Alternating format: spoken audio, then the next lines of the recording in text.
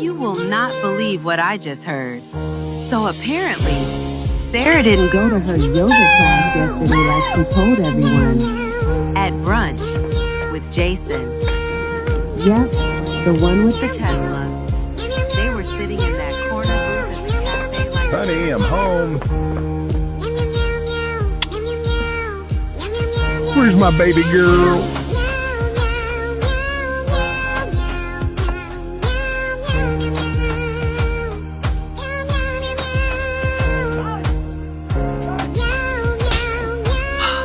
She's in the fridge!